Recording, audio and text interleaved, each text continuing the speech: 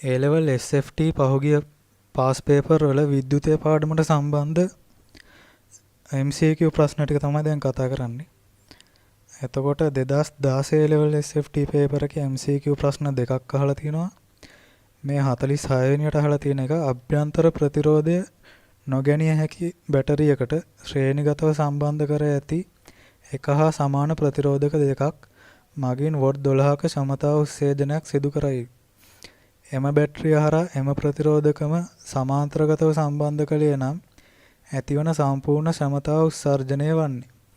එතකොට මේ ප්‍රශ්නයට සම්බන්ධව පරිපතය ඇඳ ගන්නවා. එතකොට කියනවා ශ්‍රේණිගතව එක සහ සමාන ප්‍රතිරෝධක දෙකක් සම්බන්ධ කරලා V කියන බැටරියක් මේ සම්බන්ධ කළාම මේ වගේ පරිපතයක් ඇඳ ගන්න. ඊට පස්සේ මේකේ කියනවා ප්‍රතිරෝධක දෙක සමානයිලු. ඊළඟට කියනවා වොට් 12ක ක්ෂමතා උත්සර්ජනයක් සිද්ධ වෙනවලු. එතකොට ඒ දෙක ගත්තාම අපි ගාන හදන ප්‍රතිරෝධක දෙක ශ්‍රේණිගතව තියෙන හින්දා සමක ප්‍රතිරෝධය වෙනවා 2R. එතකොට V සමානයි IR සූත්‍රයට දාලා මෙතනින් V කියන එක සහ V බෙදීම 2R අරගෙන අපිට I උක්ත කරගන්න පුළුවන්. එතකොට I වලට අපිට එනවා V බෙදීම 2R කියලා උත්තරයක්. එතකොට P සමානයි VI කියන සූත්‍රය මගින් අපිට පුළුවන් වොට් 12ට කොහොමද මේ ප්‍රතිරෝධක සම්බන්ධ වෙන්නේ කියලා. එතකොට P සමානයි VI සූත්‍රයේ I වෙනුවට මෙන්න මේ අපි උක්ත කරලා හදාගත්තු එක ආදේශ කරනවා. එතකොට මේ විදිහට සොලු කරාම සමීකරණය ලැබෙනවා P වලට. එතකොට P කියන එක අපිට දීලා තියෙනවා වොට් 12ක් කියලා. එතකොට වොට් 12 සමානයි V වර්ග බෙදීම 2R කියලා අපි එතනින් ගන්නවා. ඊළඟට ඒකම සම්බන්ධ කරනවා ඒ ප්‍රතිරෝධක දෙකම සමාන්තරගත සෙට් කරලා මේ පරිපතයකට. ඊට පස්සේ එතකොට ඒකෙත් කියනවා ප්‍රතිරෝධක දෙක සමානයි වෝල්ටේජ් එක තමයි අපිට හොයන්න තියෙන්නේ. එතකොට ප්‍රතිරෝධක සමාන්තරගත බැවින් සමක ප්‍රතිරෝධය වෙනවා R බෙදීම දෙකක්. එතකොට ඒක මේ විදිහට මේ සමීකරණය දාලා හදාලා ගන්න පුළුවන්. නැත්තම් සමාන්තරගත ප්‍රතිරෝධක දෙකක් තියෙන හින්දා එක සහ සමාන හින්දා R බෙදීම දෙකයි කියලා ගන්න පුළුවන්. එතකොට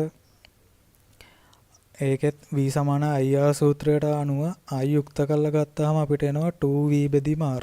එතකොට ඒක යොදනවා P සමානයි VI කියන සූත්‍රයට. එතකොට ඒකේ I වෙනුවට මේ අපි උක්ත කරපු එක අරගෙන මේ විදිහට සමීකරණය හදා ගන්න. එතකොට ඒකෙත් P වෙනුවට අපිට මේ විදිහට මේ සමීකරණයක් හම්බ වෙනවා.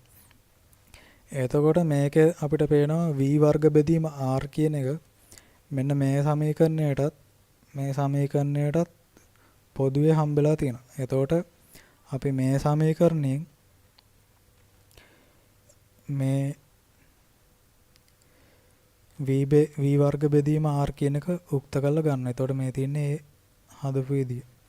එතකොට එතනදී අපිට එනවා වොට් 24 සමානයි V වර්ග බෙදීම R කියලා. ඊළඟට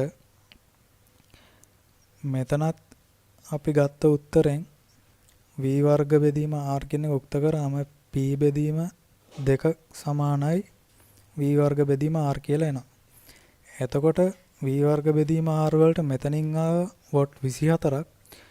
එතකොට ඒ 24 ආදේශ කරනවා P බෙදීම දෙකට. එතකොට අපිට P වලට උත්තරයක් ගන්න පුළුවන් 48යි වෝල්ට් කියලා. එතකොට මේක තමයි උත්තරේ වෙන්නේ මේ ගානට අදාළව. එතකොට ඒකම අපි බලමු කොහොමද තර්කානුකූලව අඩු කාලයකින් හදලා ගන්න කියලා. මොකද මේක MCQ ප්‍රශ්නයක් හින්දා මේ පරිපතයට අනුව මේ කියන ප්‍රතිරෝධක දෙක ශ්‍රේණිගතව සම්බන්ධ කරලා තියෙනවා. එතකොට අපිට සමක ප්‍රතිරෝධය වෙනවා 2R. එතකොට ඒකම සමාන්තරගතව සම්බන්ධ කරාම සමක ප්‍රතිරෝධක වෙනවා R බෙදීම දෙකක්. එතකොට මේකේ සමක ප්‍රතිරෝධක දෙක ගත්තාම ශ්‍රේණිගතව සම්බන්ධ කරපු පරිපතේ වගේ 4 ගුණයක් අඩු වෙලා තියෙනවා සමාන්තරගතව සම්බන්ධ කරපු පරිපතේ. එතකොට V සමානයි IR කියන සූත්‍රයට අනුව, ඒ කියන්නේ ඕම්ගේ නියමයට අනුව ප්‍රතිරෝධකයේ අඩු වෙනවා නම් අනිවාර්යයෙන්ම ගලන ධාරාව වැඩි වෙන්න ඕන. එතකොට මෙතන 4 ගුණයකින් සමක ප්‍රතිරෝධය අඩු වුණා නම් අනිවාර්යෙන් ධාරාව 4 ගුණයකින් වැඩි වෙන්න ඕන.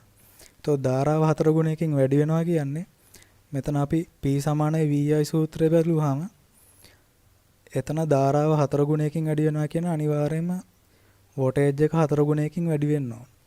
එතකොට මෙතන අපිට කියන ශ්‍රේණිගත පරිපථයේ වොට් 12ක් ගන්නවලු. එහෙනම් 4 ගුණයකින් ප්‍රතිරෝධය අඩු වෙච්ච මේ පරිපථයට අනිවාර්යෙන් වෝල්ටේජ් එක 4 ගුණයකින් වැඩි කරලා තමයි එන්න ඕන. එතකොටත් උත්තරය එනවා 48 වෝල්ට් කියලා. ඒතර කාලය අඩුවෙන් MCQ ප්‍රශ්නයට පිළිතුර ලබා ගන්න මේ විදිහට ක්‍රමයක් පාවිච්චි කරන එකත් හොඳයි. ඊළඟට බලමු දෙවෙනි ප්‍රශ්නය. කියනවා පරිපූර්ණ පරිණාමකයක ශක්ති හානියක් නැති කියලා වරහන් ඇතුලේ ප්‍රාථමික දඟරය වට 100ක් සහ ද්විතීයික දඟරය වට 200ක් ඇත. ප්‍රාථමික දඟරයේ වෝල්ට් 120ක ප්‍රත්‍යාවර්ත සැපයුණ සම්බන්ධ කළ විට ඇම්පියර් 10ක ධාරාවක් ගන්නවලු. එවිට ද්විතීයිකෙහි වෝල්ටීයතාවය හා ධාරාව වන්නේ මේ කියන්නේ පරිපූර්ණ පරිණාමකයක ප්‍රාථමික දඟරයට දෙනවලු වෝල්ට් 120ක ප්‍රත්‍යාවර්ත වෝල්ටීයතාවයක්. එතකොට එකෙන් ගලනවලු ඇම්පියර් 10ක්. ද්විතීයික දඟරයේ වට 200ක කොතලා තියෙනවලු. එතකොට ඒකේ ගලන වෝල්ටේජ් එක සහ ධාරාව අහන. ඒතර මේක බැලුමට පේනවා මේක අධිකර පරිණාමකයක්. ප්‍රාථමික දඟරයේ වට 100යි, ද්විතීයික දඟරයේ වට 200යි. කියන්නේ ප්‍රාථමික දඟරයට වඩා ද්විතීයික දඟරයේ වට ගාන වැඩි. එතකොට ඒ කියන්නේ මේක අධිකර පරිණාමකයක්. ගාන හැදුවාම මේ විදිහට පරිණාමකය ඇඳ ගන්නවා. එතකොට මේකේ වට ගාන 100යි, ප්‍රාථමිකයේ වට ගාන 100යි, ද්විතීයිකයේ වට ගාන 200යි. මේකට වෝල්ට් 120ක් දෙනවා. ඒ වගේම ඇම්පියර් 10ක් ගන්නවා. අපෙන් අහන්නේ වෝල්ටීයතාවයයි ඇම්පියර් එකයි.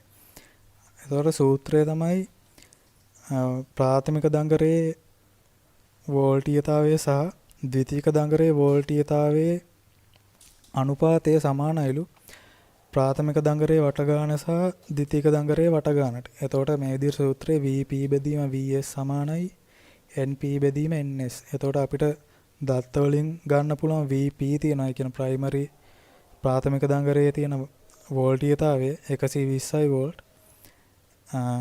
ඊළඟට NP කියන්නේ ප්‍රාථමික දඟරයේ වට ගාන. ඒක 100ත් ඒක තියෙනවා. ඊළඟට ද්විතීයික දඟරයේ වට ගාන 200යි.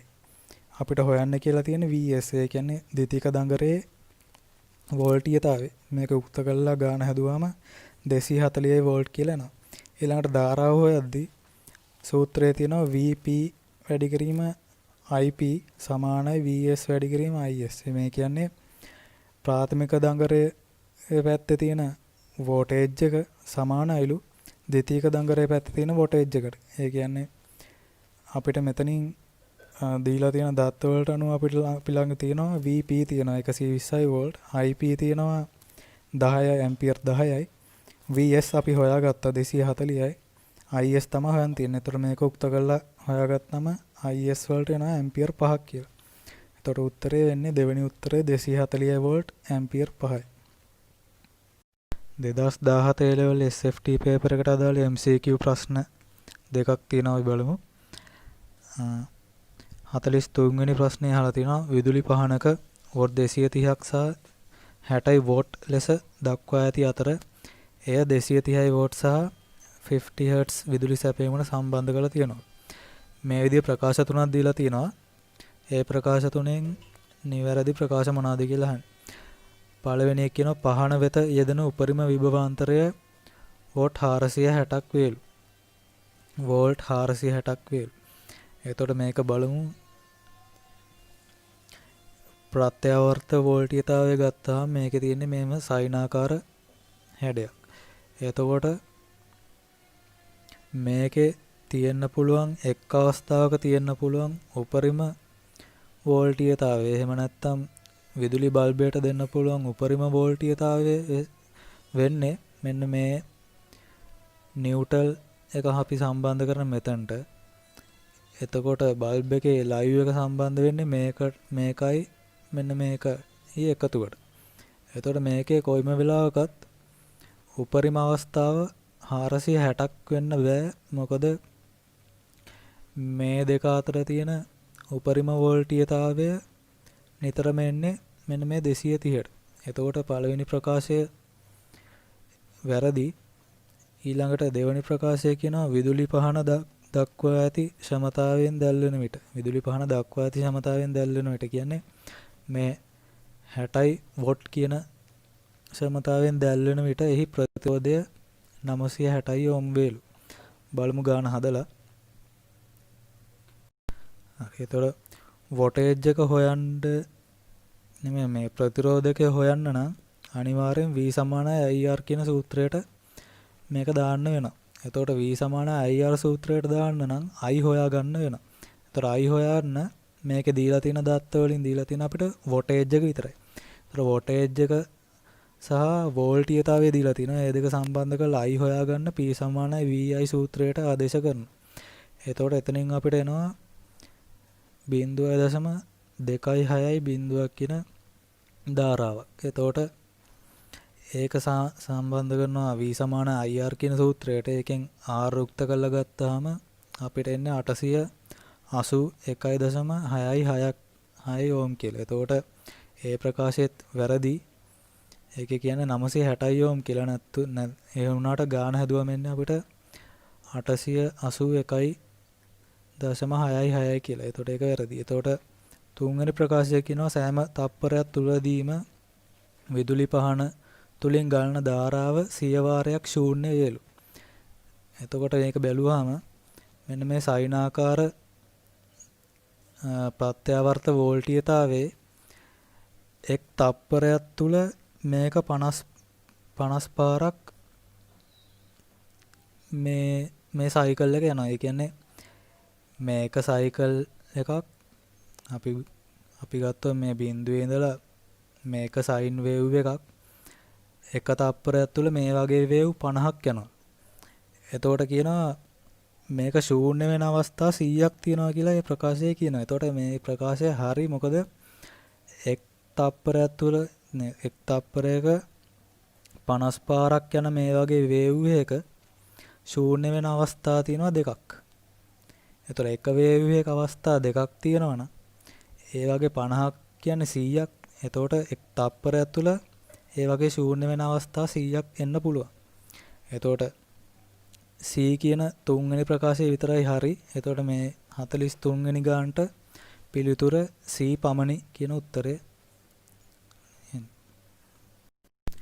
ඊළඟට 48 වෙනි ප්‍රශ්නය රූපයේ දැක්වෙන පරිදි අධි වෝල්ටීයතා විදුලි කේබලයක් ප්‍රතිරෝධකය RS වන වාහනේ සන්නායකයක් සහ ඒ වටා එක එකෙහි ප්‍රතිරෝධය RA වන සන්නායක කම්බි 6කින් සමන්විත වේ.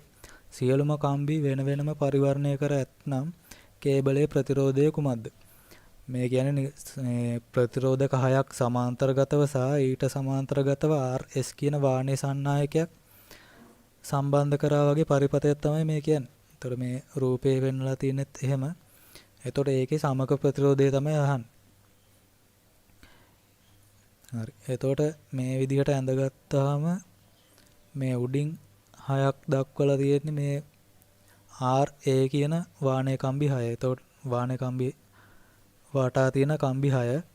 ඊළඟට මේ RS කියලා මේ දක්වලා තියෙන්නේ වාහනේ කම්බි. එතකොට මේකේ සමග ප්‍රතිරෝධය සාමාන්‍ය විදිහටම හොයන්න පුළුවන්. සූත්‍රයට ආදේශ කරොත් එකයට RSS කියලා මේ කියන්නේ සමග ප්‍රතිරෝධය. එතකොට කෙලින්ම ගන්න පුළුවන් 36 බෙදීම 6යි RA ධන එකයට RS. මොකද මෙතන මේ අනිත් කම්බි 6ම එක වගේ කම්බි 6ක් තියෙනවා. එතකොට මේ විදිහට දිග හැලලා ලියන්නත් පුළුවන්. එතකොට එකයට RA ධන ඒ වගේ 6 පාරක් ලියලා ආයේ ඒක ධන එකයට RS ලියන්න. එතකොට මේක 6 පාරක් ලියලා මේ විදිහට ලියන්න නැතුව තමයි මේ සුළු කරලා ගත්තේ 36 බෙදීම 6යි RA කියලා. ඒක ධන එකයට RS. එතකොට මේක මේ බෙදීම විදිහට හදාගෙන RSS වලට අපිට උත්තර එනවා RA වැඩි RA RS බෙදීම 6යි RS ධන RA කියලා. එතකොට පිළිතුර වෙන්නේ 4 වෙනි පිළිතුර තියෙනවා ඒ විදිහට. එතකොට පිළිතුර 4. 2018 A level SFT paper එකේ MCQ ප්‍රශ්න දෙකක් අහලා තිනවා විද්‍යුත් සම්බන්ධව. පළවෙනි ප්‍රශ්නය 43 වෙනියට අහලා තියෙන පරිණාමක පිළිබඳ පහත ප්‍රකාශ සලකන්න. ඒතර ප්‍රකාශ තුනක් දීලා තිනවා ප්‍රත්‍යාවර්ත වෝල්ටීයතාවයේ විශාලත්වය වෙනස් කිරීම සඳහා භාවිතා වේලු. ප්‍රත්‍යාවර්ත වෝල්ටීයතාවයේ විශාලත්වය වෙනස් කිරීම සඳහා පරිණාමක භාවිතා වේලු. මේක හරි. එතකොට ඒ කියන්නේ අපිට පුළුවන් කුඩා වෝල්ටීයතාවයක් විශාල වෝල්ටීයතාවයක් බවට පත් කරන්නත් විශාල වෝල්ටීයතාවයක් කුඩා වෝල්ටීයතාවයක් බවට පත් කරන්නත් පරිණාමකයකින් පුළුවන්. ඒතර පළවෙනි ප්‍රකාශය හරි. සරල දෙවෙනි ප්‍රකාශය කියනවා සරල ධාරා ජව සැපයුම් වල අධිකර පරිණාමක භාවිතා කෙරෙල්. ඒක වැරදි. මොකද සරල ධාරා ජව සැපයුම් වල පරිණාමක භාවිතා වෙන්නේ නැහැ. මොකද සරල ධාරාවකට පරිණාමකය වැඩ කරන්නේ නැහැ. මොකද පරිණාමකය තුල ඒ ගලන ධාරාව කඩින් කඩ වෙනස් වෙන්න ඕනේ. මෙතකොට සරල ධාරාවක එහෙම කඩින් කඩ වෙනස් වෙන්නේ නැහැ. ප්‍රත්‍යාවර්ත වෝල්ටීයතාවයක විතරයි එහෙම වෙනස් වෙන්නේ. එතකොට දෙවැනි ප්‍රකාශය වැරදි. තුන්වන ප්‍රකාශය කියන අවකර පරිණාම කළොත් ද්විතීයික දංගරයේ පොටවල් සංඛ්‍යාව ප්‍රාථමික දංගරයේ පොටවල් සංඛ්‍යාවට වඩා වැඩි වේ.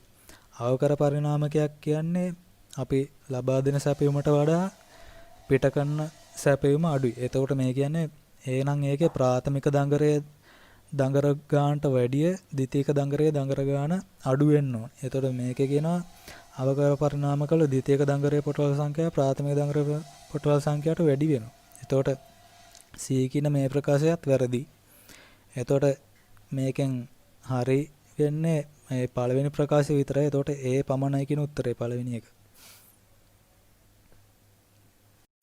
ඊළඟට දෙවෙනි ප්‍රශ්නය අහනවා 45 වෙනියට මෝටර රථයක් පණ ගැන්වීමේදී එහි පණ ගැන්වූ මෝටරය මගින් තප්පර 1.2ක් තුල වෝල්ට් 12ක බැටරියකින් ඇම්පියර් 50ක ධාරාවක් ඇද ගන්නවා. බැටරිය අභ්‍යන්තර ප්‍රතිරෝධය නොගෙනිය හැකි නම් එමගින් සපයන ලද විද්‍යුත් ශක්තිය කොපමණද කියලා අහනවා.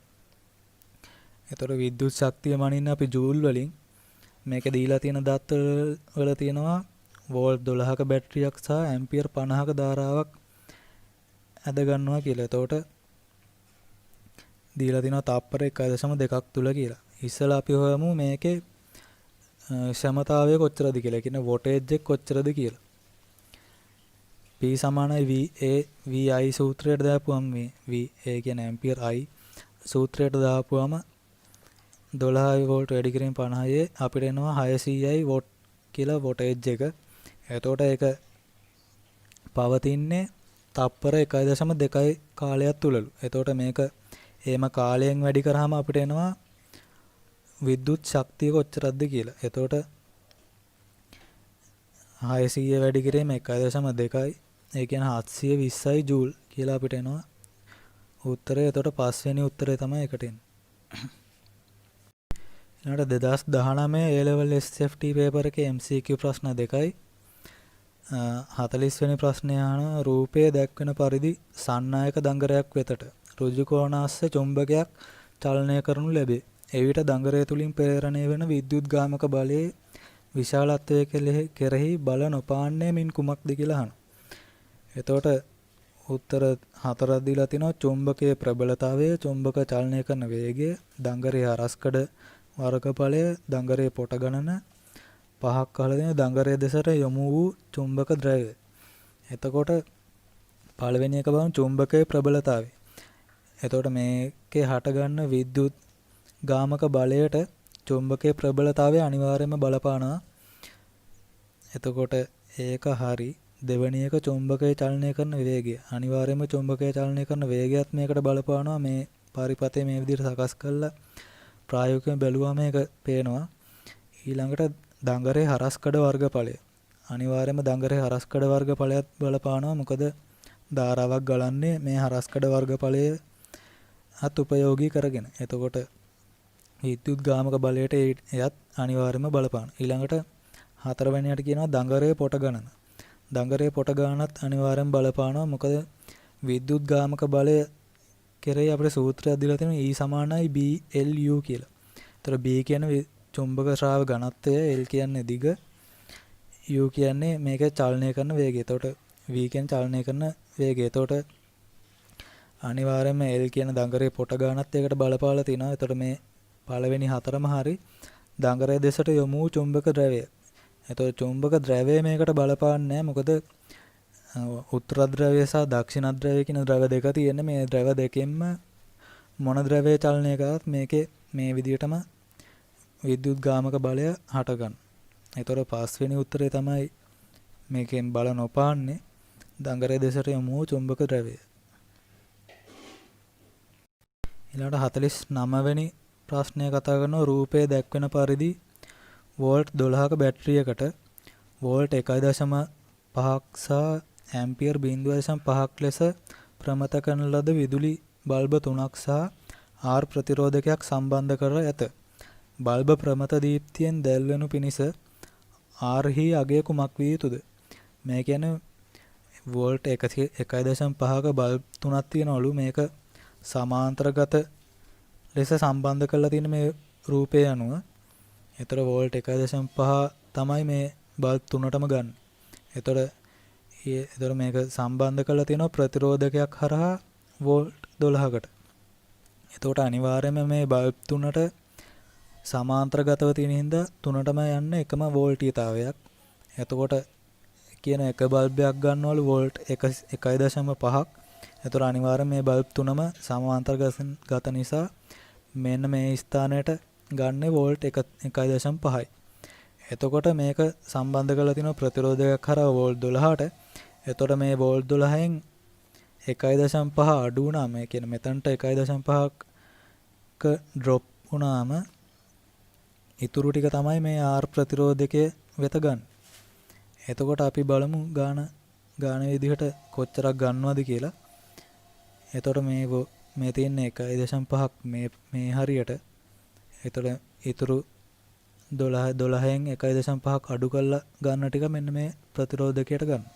එතකොට ප්‍රතිරෝධකයට තියෙන වෝල්ටීයතාවය අපිට හොයාගන්න පුළුවන්. ඒක එනවා 10.5ක් කියලා. එතකොට ප්‍රතිරෝධකය හරහා වෝල්ටීයතාවය දන්නවා. එතකොට V = IR සූත්‍රයට අනුව අපිට R හොයන්න තව අඩු වෙලා තියෙන්නේ I කියන එක. එතකොට I හොයාගන්න නම් මෙතන මේ එක බල්බ් එකකට අපි කියනවා 0.5 ඇම්පියර් ධාරාවක් ගන්නවලු. එතකොට එක බල්බ් එකකට ඇම්පියර් 0.5ක් ගන්නවා නම් මේ ටික සමාන්තරගත කරලා තියෙන හින්දා අනිවාර්යෙන් මේ තුනටම වෙන වෙනම ඇම්පියර් 0.5 ගාන ගන්නවා. එතකොට ඒ වගේ 0.5ව තුනක් මේ බල්බ් තුනට ගන්නවා. එතකොට සම්පූර්ණ ධාරාව මේ පරිපථය හරහා ගලනවා ඇම්පියර්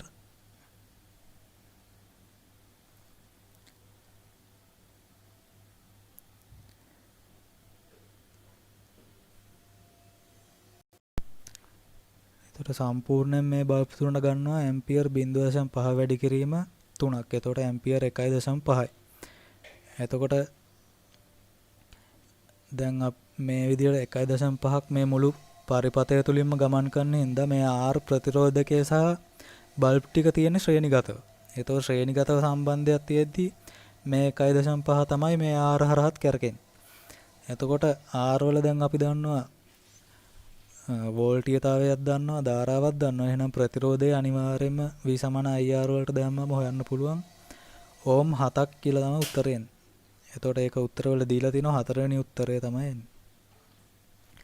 එතකොට 2016 17 18 19 කියන පාස් පේපර් වල MCQ ප්‍රශ්න විද්‍යුතයට අදාළ MCQ ප්‍රශ්න ඉවරයි.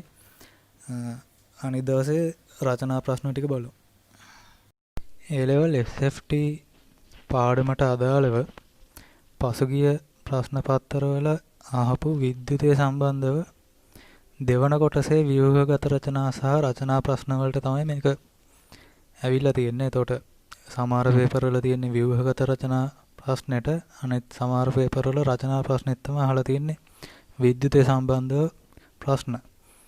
එතකොට අපි බලමු 2016 ව්‍යුහගත රචනා ප්‍රශ්නය කියනවා.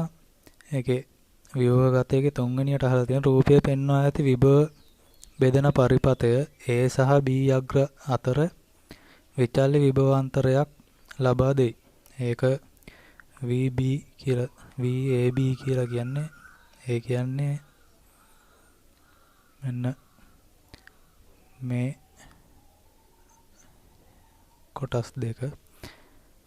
එතකොට R යනු P සර්පණ ස්පර්ශකයක් සහිත CI ඕම් ධාරා නියාමකයක් සහ E යනු අභ්‍යන්තර ප්‍රතිරෝධය නොගැනිය හැකි වෝල්ට් 6ක බැටරියකි. එතකොට මේ කියන්නේ අභ්‍යන්තර ප්‍රතිරෝධය නොගැනිය හැකි බැටරියක් සහ මේ මෙතන R සම්බන්ධ කරන විචල්්‍ය ප්‍රතිරෝධකයක්. ඒ කොටස අහනවා දී ඇති පරිපතේ භාවිතා කර ඕම්ගේ නියමය සත්‍යාපනය කිරීම සඳහා පරීක්ෂණයක් සැලසුම් කිරීමට ඔබට පහත සඳහන් අයිතම සපයා ඇත. එතකොට දීලා තියෙනවා ඕම් 8ක් ප්‍රතිරෝධය ඇති නික්‍රෝම් කම්බියක්. ඕම් 8ක ප්‍රතිරෝධයක් තියෙන නික්‍රෝම් කම්බියක් දීලා තියෙනවා. අභ්‍යන්තර ප්‍රතිරෝධය නොගැනිය හැකි ඇමීටරයක් දීලා තියෙනවා. අභ්‍යන්තර ප්‍රතිරෝධය ඉතා විශාල වෝල්ට් මීටරයක් දීලා තියෙනවා. එතකොට පළවෙනි එක අහනවා මෙම පරීක්ෂණය සඳහා යොදා ගන්නා පරිපතය ලබා ගැනීමට මෙම ආයිතම රූපයේ පෙන්වා ඇති XY සහ Z යන ස්ථාන වලට සම්බන්ධ කර පරිපතය සටහන් සම්පූර්ණ කරන්න. එතකොට මෙන්න මේ තියෙන උපකරණ ටික මේකට මේ කියන XY Z වලට සම්බන්ධ කරන්න කියන්නේ. එතකොට අපි දන්නවා වෝල්ට් මීටරයක් අනිවාර්යෙන් සම්බන්ධ කරන්නේ යම්කිසි උපකරණයක හරි මොකක් හරි එකක වෝල්ට් එක මනිනවා නම් අපි ඒක සම්බන්ධ කරන්නේ ඒ උපකරණයට සමාන්තරගතව. එතකොට යම්කිසි උපකරණයක ධාරාව මනිනවා නම් ඒ ගලන ධාරාව මේ ඇමීටරය හරහා යන විදියට තමයි යොදන්න ඕනේ. එතකොට ඇමීටරය යොදන්නේ ශ්‍රේණිගතව. එතකොට මේ තියෙන්නේ ඒ ඕම් 8ක නික්‍රෝම් කම්බිය. දැන් මේකට සෙට් කරලා බලමු රූපය.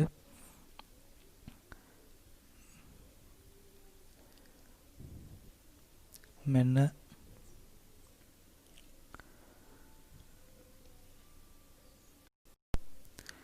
එතකොට අපි මෙන්න මේ Z අක්ෂයේ තිබ්බ තැනට ඕම් 8ක අපි මේ නික්‍රෝම් කම්බිය සම්බන්ධ කරනවා. ඊට සමාන්තරගතව මේ වෝල්ටේජ් එක මන්න වෝල්ට් මීටරය සම්බන්ධ කරනවා. ඊට පස්සේ මේකට ශ්‍රේණිගතව මේ ධාරාව මනින්න අපි ඇමීටරේ සම්බන්ධ කරනවා මෙන්න මේ ස්ථානයට. ඊළඟට ප්‍රශ්නය කියනවා පරිපතයේ ඇති ඇමීටරය සහ වෝල්ට් මීටරය ධනාග්‍ර ධන සලකුණෙන් ලකුණු කරන්නලු. එතකොට අපි දන්නවා මේ බැටරියේ ධනාග්‍රය තියෙන මෙන්න මේ පැත්තේ. කියන්නේ මේ දිග ඉර තියෙන පැත්ත තමයි ධන. එතකොට මේ ධන එන්නේ මේ පැත්තෙන්. අපි ඇමීටරයක් දැන් සාමාන්‍ය උපකරණයක් ශ්‍රේණිගතව සම්බන්ධ කරනවා නම් ධන සහ ඍණ මාරුවෙන් මාරුවට තමයි සම්බන්ධ කරන්නේ. LED බල්බ් එකක් ශ්‍රේණිගතව සම්බන්ධ කරනකොට ඒ බල්බ් වල සෙට් කරන්නේ අපි ධන ඍණ මාරු කර කර කියන්නේ. එකක ඍණ එකක ධනට. ආයි ඒකේ ඍණ අනිත් එකේ ධනට. ඒ විදිහට තමයි සම්බන්ධ කරන්නේ. එතකොට මේ ඇමීටරේ ශ්‍රේණිගතව සම්බන්ධ කරද්දී ඇමීටරේ මේ පැත්තෙන් එන ධන පැත්තට ඇමීටරේ ඍණාග්‍රය සම්බන්ධ කරනවා. එතකොට ඇමීටරේ ධනාග්‍රය පිහිටන්නේ මෙන්න මේ පැත්තේ. එතකොට වෝල්ට් මීටරේ සම්බන්ධ කරන්නේ හරියටම ඒ ධනාග්‍රය සහ ඍණාග්‍රය හරියටම මේ විදිහට එන විදිහට. එතකොට වෝල්ට් මීටරේ ධනාග්‍රය මේ පැත්තට ඍණාග්‍රය මේ පැත්තට එන විදිහට අපි සම්බන්ධ කරනවා. එතකොට ඒ ධන අග්‍රය එන්නේ මෙන්න මේ ස්ථානයට. ඊළඟට කියනවා තුන්වෙනි එකේ මෙම පරිපතය සංවෘත කළ විට නික්‍රෝම් කම්බිය තුලින් ගලන උපරිම ධාරාව ගණනය කරන්නලු. එතකොට මේ ස්විච් එක ඔන් කරාම මේ නික්‍රෝම් කම්බිය තුලින් ගලන ධාරාව අපිට හදලා කියන්න තියෙනවා. අපි බලමු ගාන. මම මේ ඇමීටරේ සහ වෝල්ට් මීටරය අයින් කරගෙන පරිපතය නිකන් ඒ විදිහට සරලව ඇඳගත්තා. එතකොට මේ ප්‍රශ්නේ අහන්නේ මෙම පරිපතය සංවෘත කරගෙන නික්‍රෝම් කම්බිය තුලින් ගලන උපරිම ධාරාව. ඒතර උපරිම ධාරාවක් ගලන්න නම් මෙන්න මේ R කියන විචල්‍ය ප්‍රතිරෝධකය ඒක උපරිමයටම දාලා තියෙන්න ඕනේ. එතකොට මේ A කියන අග්‍රය මෙන්න මේ පැත්තට සෙට් වුණා. ඒ කියන්නේ මේ පරිපථය හරහා ධාරාව බිඳුවයි. මොකද මේ පැත්තට සෙට් වුණොත් මේ ගලන ධාරාව මේ පරිපථය හරහා යන්නේ නැහැ. මොකද ඒක කෙලින්ම යන්න පුළුවන්. එතකොට මේ ඒකින්ද මේකේ උපරිම ධාරාවක් ගලන්න නම් මේ A කියන අග්‍රය අනිවාර්යෙන් මේ පැත්තට සෙට් වෙන්න ඕන. එතකොට තමයි උපරිම ධාරාවක් ගලන්නේ. ඊළඟට මම පරිපථය ඇඳගත්ත වෝල්ට්මීටර් ඇමීටරෙන් අයින් කරලා ස්විච් එකත් සංවෘත කරලා මේ උපරිම ධාරාවක් ගලන විදිහට මේ පැත්තට මේ නික්‍රෝම් කම්බිය සම්බන්ධ කළා. එතකොට අපේ R විචල්‍ය ප්‍රතිරෝධකය සම්බන්ධ වෙන්නේ මේ විදිහට ඕම් 100ම එතකොට මේ තියෙනවා ඕම් 100ම සමාන්තරගතව සම්බන්ධ වෙනවා. එතකොට අහන්නේ උපරිම ධාරාව පරිපථය තුලින් ගලන අපිට ඒක හොයන්න නම් ඉස්සෙල්ලා මේකේ සමක ප්‍රතිරෝධය හොයන්න වෙනවා. එතකොට සමක ප්‍රතිරෝධය හොයන්න මේ ගාන හදලා තියෙන සූත්‍රය දන්නවා දැන්ටම. එතකොට සමක ප්‍රතිරෝධය වෙනවා 7.4 ඕම් කියලා. එතකොට ඒ ප්‍රතිරෝධය සහ මෙන්න මේ වෝල්ට් 6ක වෝල්ටේජ් එක සම්බන්ධ කළ V සමාන IR සූත්‍රයට දාලා අපි ධාරාව හොයා ගන්නවා. අයුක්ත කරගෙන 0.81 ඇම්පියර් කියලා අපිට හම්බ වෙනවා.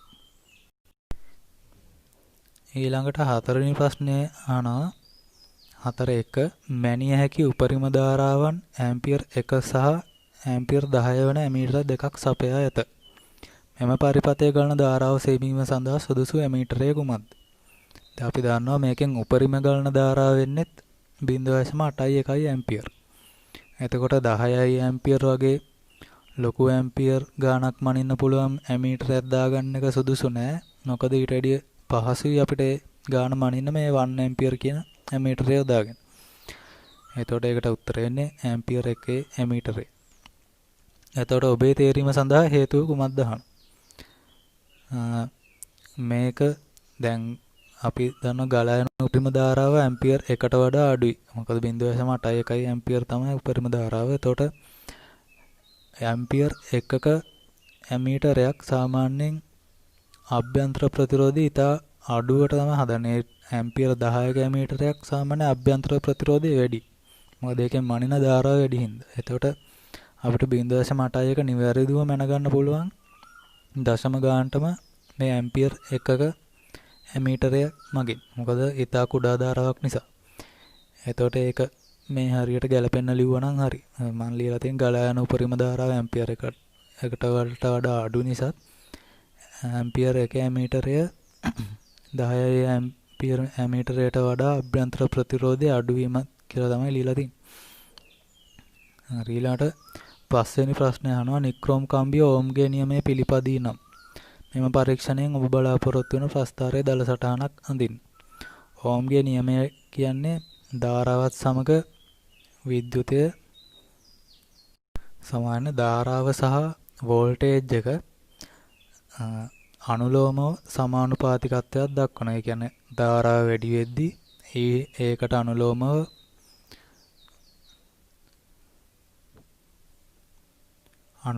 වෝල්ටේජ් එක වැඩි වෙනවා. එතකොට මේ ප්‍රස්ථාරයේ හැටියට අපිට එතකොට එන්නේ මේ විදිහට ඒකාකාර නැග්මක් තියෙන ප්‍රස්ථාරයක්. එතකොට ඕම්ගේ නියමය පිළිපදිනවා නම් මේ විදිහේ ප්‍රස්ථාරයක් තමයි එන්න ඕන.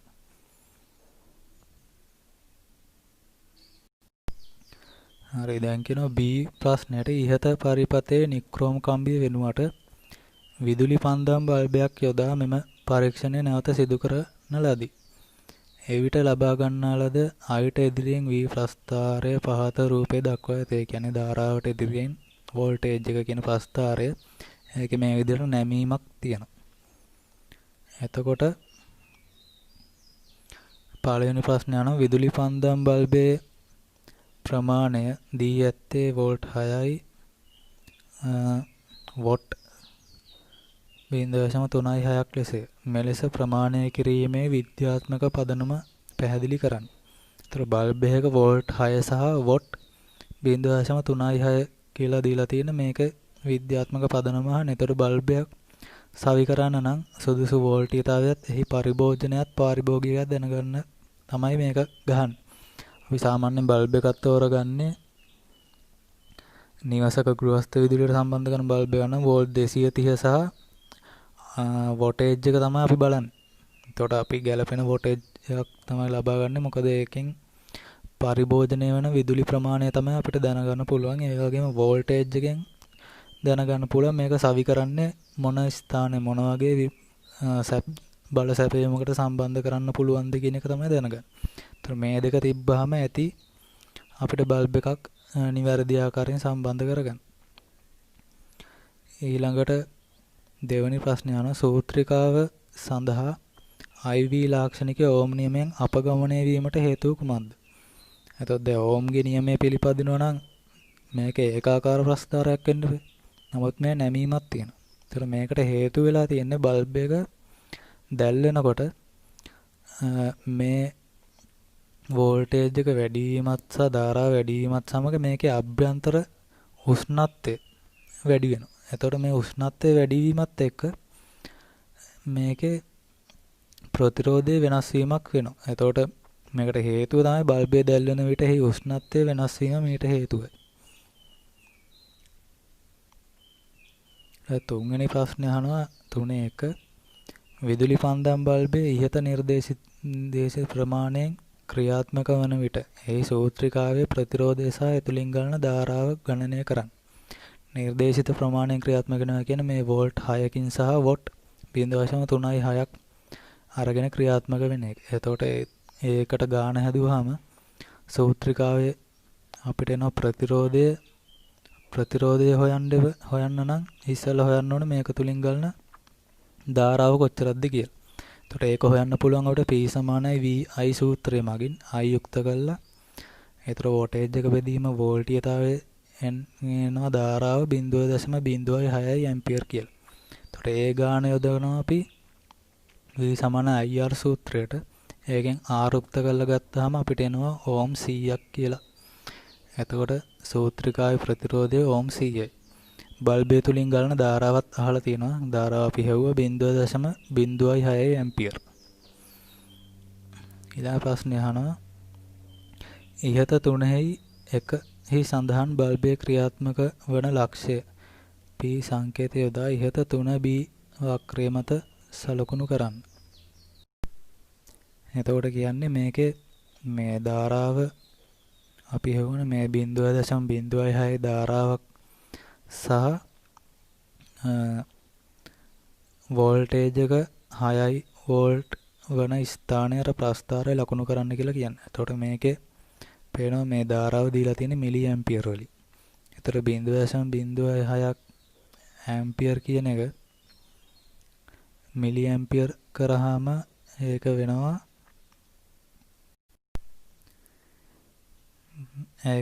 0.06 වැඩි කිරීම 1000. එතකොට ඒ කියන්නේ 60යි මිලි ඇම්පියර්.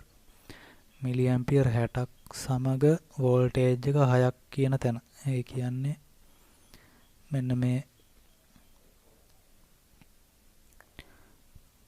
මෙතන තියෙන මිලි ඇම්පියර් 60 සහ වෝල්ටේජ් 6. එතකොට ඒක අපි බැලුවාම අපිට තැන එන්නේ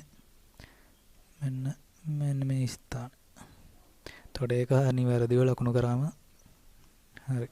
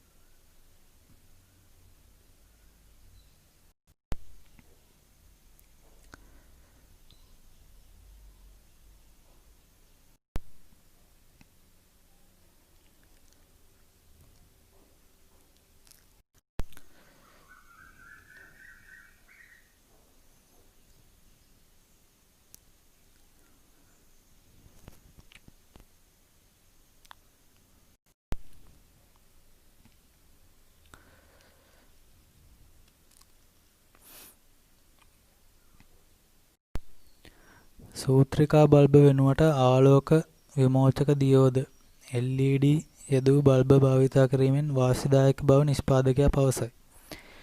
පළවෙනි ප්‍රශ්නය අහනවා LED බල්බ භාවිතා කිරීමේ වාසි දෙකක් ලියන්න.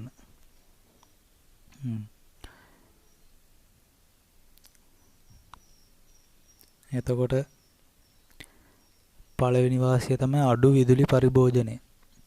LED එකට සාමාන්‍යයෙන් කුඩා වෝල්ටේජ් එකක් තමයි යන්නේ. ඊට පස්සේ වැඩි ආලෝකයක් ලබා ගත හැකි වීම. ඒතර අඩු විදුලි පරිභෝජනයකින් වැඩි ආලෝකයක් ලබා ගත හැකි උපකරණයක් තමයි LED එක. ඊළඟට ඒකේ දෙවෙනි එක අහනවා සූත්‍රිකා බල්බයක සහ LED බල්බයක කාර්යක්ෂමතාවයන් පිළිවෙලින් 120ක් සහ 96ක් වේ. නම් සූත්‍රිකා බල්බයක් වෙනුවට එකම ප්‍රතිදාන ක්ෂමතාවයක් ලබා ගැනීම සඳහා භාවිතා කළ යුතු LED බල්බයක ක්ෂමතාවය කොපමණද? මේකේ කියන්නේ දැන් සූත්‍රිකා බල්බය සහ LED බල්බයේ කාර්යක්ෂමතාවයන් කියන්නේ අපි හිතමු වොට් 60ක බල්බ් එකක් නම් මේ වොට් 60ක බල්බ් එකෙන් එළියට දෙන එළිය මේ ආලෝකය එහෙම නැත්නම් මේක දෙන අවුට්පුට් එක කොච්චරද කියලා මනින්නෙත් වොට් වලින්ම ඒකත් කාර්යක්ෂමතාවයක් නිසා. එතකොට මේ 120ක කාර්යක්ෂමතාවයක් තමයි සූත්‍රිකා බල්බ් එක තියෙන්නේ.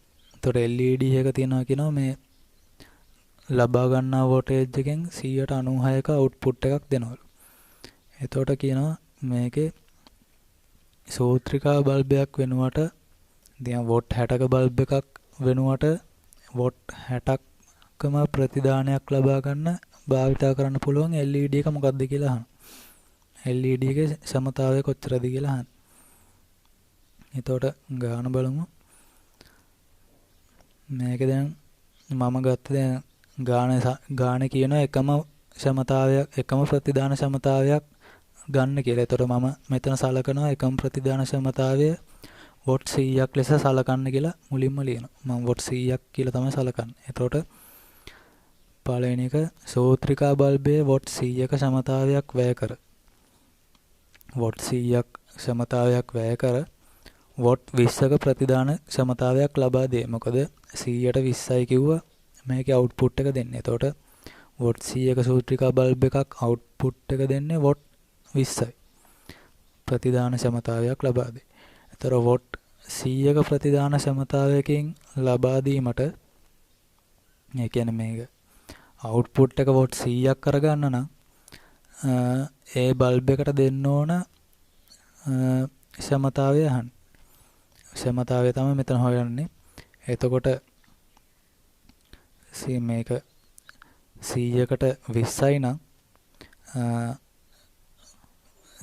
100කට 20ක අවුට්පුට් එකක් දෙනවා නම් 100ක අවුට්පුට් එකක් ගන්න කොච්චරක් දෙන්න ඕනද කියලා. එතකොට මේ විදිහට ගාන හදාගත්තාම අපිට එනවා වොට් 500ක් කියලා. ඒ කියන්නේ වොට් 500ක මේ ඉන්පුට් එකක්. ඒ කියන්නේ මේ සමතාවයක් දුන්නාම තමයි ප්‍රතිදාන සමතාවය කියන්නේ අවුට්පුට් එක වොට් 100ක් ගන්න පුළුවන් සූත්‍රිකා බල්බ් එකකින්. ඊළඟට LED බල්බ් එක ගත්තාම LED බල්බ් එක වොට් 100ක සමතාවයක් වැය කර වොට් 96ක ප්‍රතිදාන සමතාවයක් ලබා දෙයි. ඒ කියන්නේ වොට් 100ක් පාවිච්චි කරලා එයා දෙනවා අවුට්පුට් එක වොට් 96ක්. ඒ කියන්නේ 196ක කාර්යක්ෂමතාවයක් තියෙන හින්දා. එතකොට වොට් 100ක ප්‍රතිදාන සමතාවයක් ලබා ගැනීමට ඒ කියන්නේ අවුට්පුට් එක 100ක්ම ගන්න නම් මේ LED බල්බ් එකට කොච්චරක් වැය වෙනවද කියලා අහන්න. එතකොට ඒකත් අර වගේමයි 100කට 96ක් නම් මේ 96ක් 100කට 96ක් නම් 100ක අවුට්පුට් එකක් ලබා ගන්න කොච්චරක් දෙන්න ඕනද කියලා. එතකොට ගාන හැදුවාම අපිට එනවා 104.16ක් වොට් කියලා. එතකොට පේනවා සූත්‍රිකා බල්බයක වොට් 500ක් දෙන්න ඕනේ අවුට්පුට් එක 100ක් වෙන්න. නමුත් LED බල්බයක වොට් 104.16යි දෙන්න ඕනේ අවුට්පුට් එක 100 වෙන්න. එතකොට යන්නේ දෙනවා වොට් 100ක ප්‍රතිදාන සමතාවයක් ලබා දීමට සූත්‍රිකා බල්බයේ වොට් 500ක් වැය කරන අතර LED බල්බය වොට් 104.16ක සමතාවයක් වැය කරයි. මේ විදිහට දිගට ලිව්වට කමක් නැහැ. ඊළඟට ප්‍රශ්න අහන තුන්වෙනි එක මෙම නිවසේ පවතින සූත්‍රිකා බල්බ සියල්ල වෙනුවට C2 කොටසේ සඳහන් කර LED බල්බ භාවිතා කළේ නම් මාසික විදුලි බිල ගණනය කරන්න. දැන් අර කියනවා කලින් අපි යොදාගත්ත සූත්‍රිකා බල්බ 10 වෙනුවට මෙන්න මේ LED යොදා ගන්නවලු. ඊළඟට එතකොට එන බිල ගණනය කරන්න කියලා කියන්නේ. බලමු ගාන.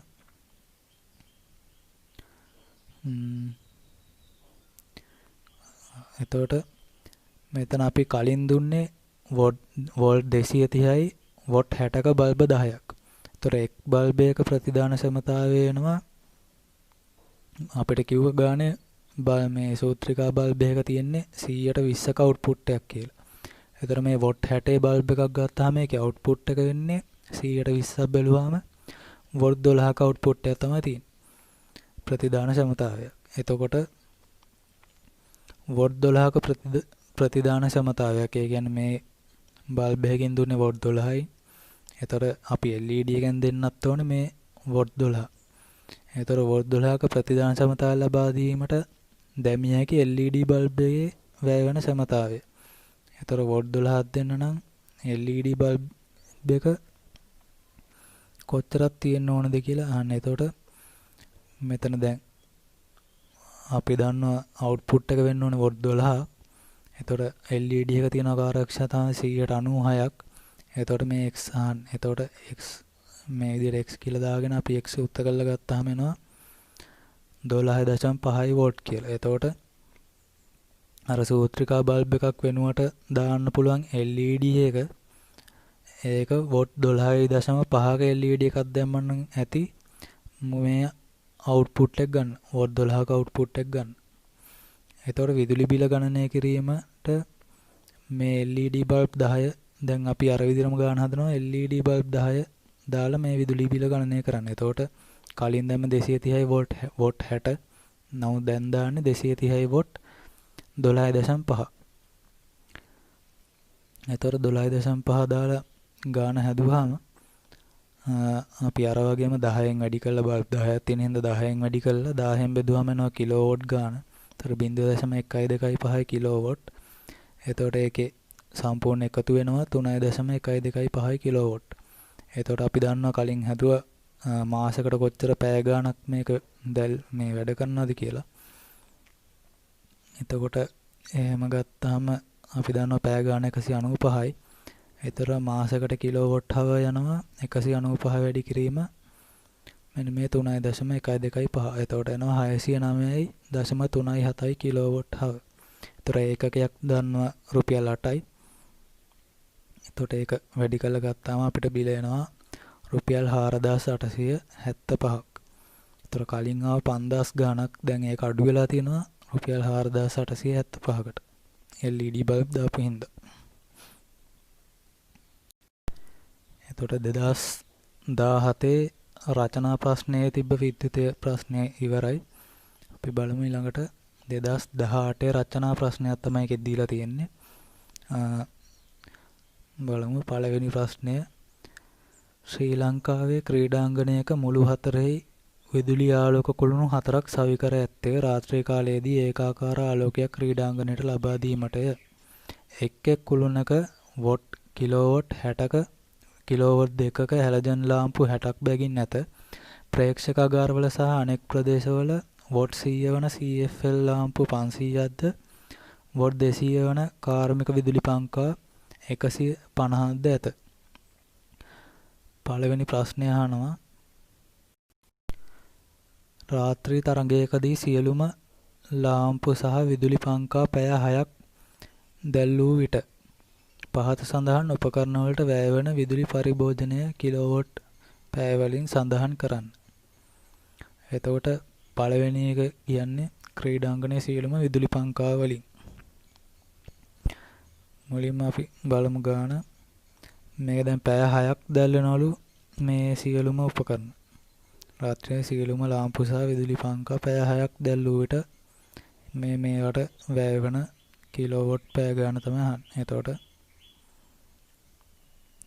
ගානේ අපි මම දත්තරේ ලියාගෙන තිනවා හැලජන් ලාම්පු කිලෝවෝට් 2 ගානේ ලාම්පු 60ක් තියනවලු. එතකොට අපිට එනවා එක් ලාම්පුවක කිලෝවෝට් 120යි. ඊළාට ඒ වගේ ඒවා 4ක් තියෙනවා. කණු 4ම තියෙනවා කිව්වනේ.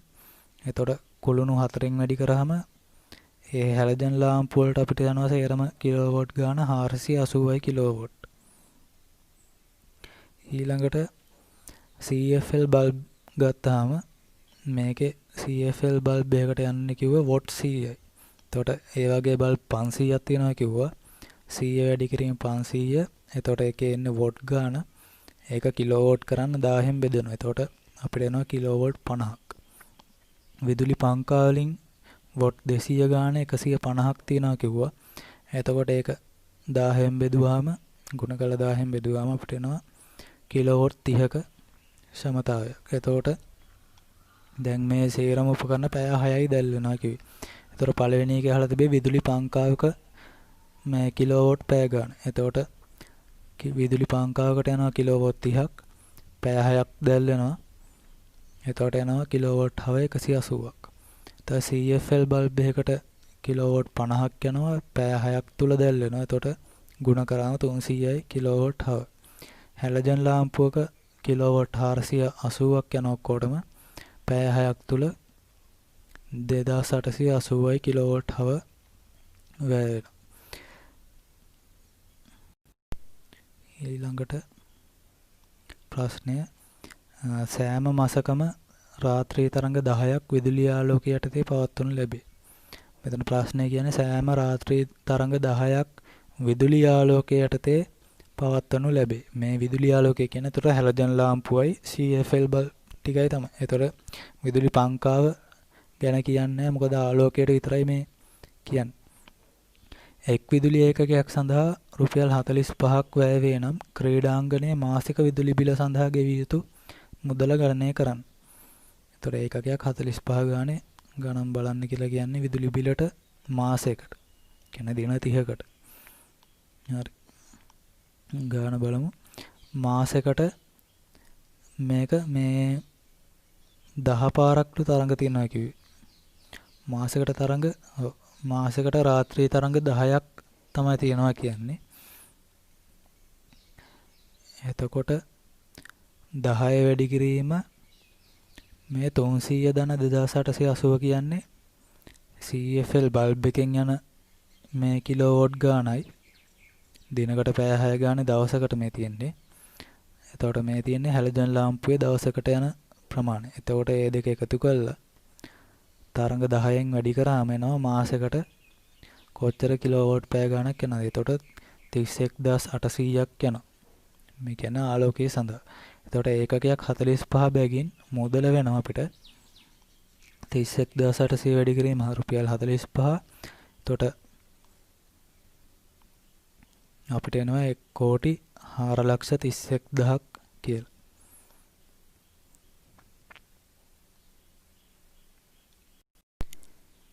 ඊළඟට C වල පළවෙනි එක අහනවා ශ්‍රී ලංකාවේ විදුලිය ජනනය කිරීම සඳහා භාවිතා වන ප්‍රධාන ප්‍රභව තුනක් නම් කරන්න. අපි බලමු.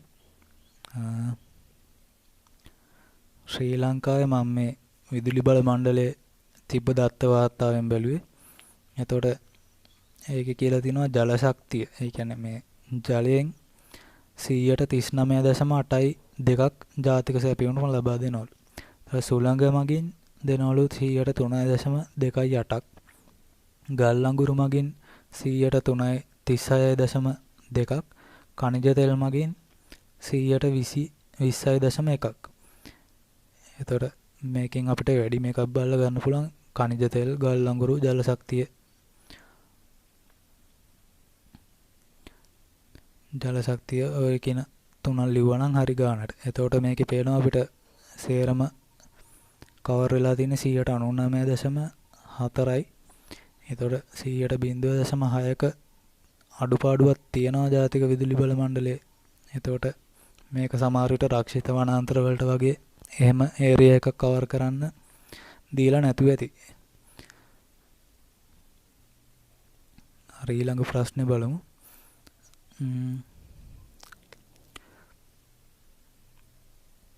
ක්‍රීඩාංගණය මේක C2 සූර්ය පැනල භාවිතයේ ඇති වාසි සහ අවාසි දෙක බැගින් ලියන්න.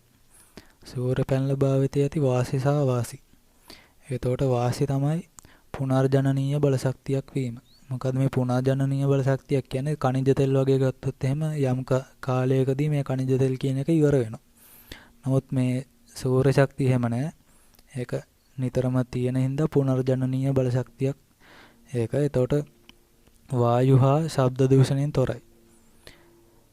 ඊළඟට අවාසියක් තමයි මිල ගණන් ඉතා ඉහළයි. මේකේ නිෂ්පාදන වියදම සහ ඒ අමුද්‍රව්‍ය වලට ඉතා ඉහළ මිලක් යනවා. ඊළඟ දේ තමයි මේකේ විවිධ කාලගුණ තත්ත්වයන් සහ දවසේ පැය 24ම මේ තුලින් ප්‍රයෝජනය ගන්න බෑ.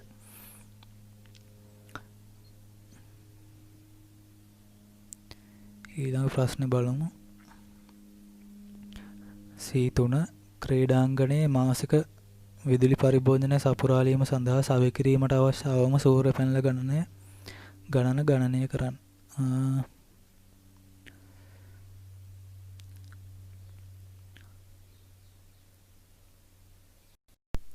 එතකොට ඒක ගණනය කරන්න අපිට ඉහත මේ කැලල දීලා තියෙනවා.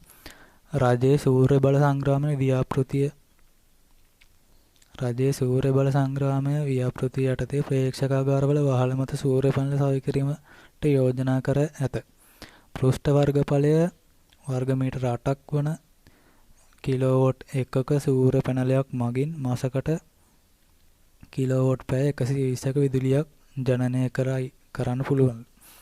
එතකොට මාසෙට මේ 1 කිලෝවොට් සූර්ය පැනලයකට පුළුවන්ලු කිලෝවොට් පැය 120ක් ජනනය කරන්න. එතකොට මේකේ දැන් සූර්ය පැනල දාලා මාසෙට යන විදුලි පරිභෝජනය සහ සවි කිරීමට අවම සූර්ය පැනල ගාන අහන්න. එතකොට අපි කිව්වා මේකට අපි ගාන හැදුව කලින් කොච්චර විදුලියක් මේ ක්‍රීඩාංගණයට වැය වෙනවද කියලා. එතකොට දැන් මෙතන අපි කලින් ගානේ හැදුවේ ආලෝකය සඳහා විතරයි. දැන් මෙතන ප්‍රශ්නේ අපි අහන්නේ මුළු ක්‍රීඩාංගණයටම. එතකොට අපි මේ ගාන ආයි හොයන්න වෙනවා මේ විදුලි පංකාවල එකත් ඇඩ් කරලා. එතකොට එහෙම ගාන හැදුවාම මේ තියෙන C3 වෙනි ප්‍රශ්නෙට සූර්ය පැනල කිලෝවොට් 1යි මාසයකට කිලෝවොට් පැය 120ක් නිපදවනවා. එතකොට අවශ්‍ය සූර්ය පැනල ගාන මම හොයන්නේ මෙහෙම 31800. ඒ කියන්නේ අර මේ විදුලි හැලජන් ලාම්පු වලින් සහ CFL බල්බ් වලින් ලැබුණ මාසයකට ආපු කිලෝවොට් ගාන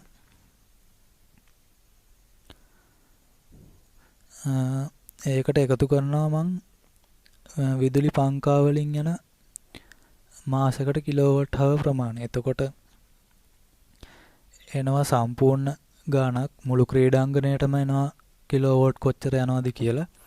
එතකොට ඒක කිලෝවොට් හව ගාන. එතකොට ඒක අපි බෙදනවා 120ෙන්. මොකද ඒක සූර්ය පැනලයකින් අපිට පුළුවන් 120ක කිලෝවොට් හව ප්‍රමාණයක් ගන්න මාසෙට. එතකොට ඒක 120ෙන් බෙදුවාම අපිට මේ කියන අවශ්‍යතාවය සපුර ගන්න පුළුවන්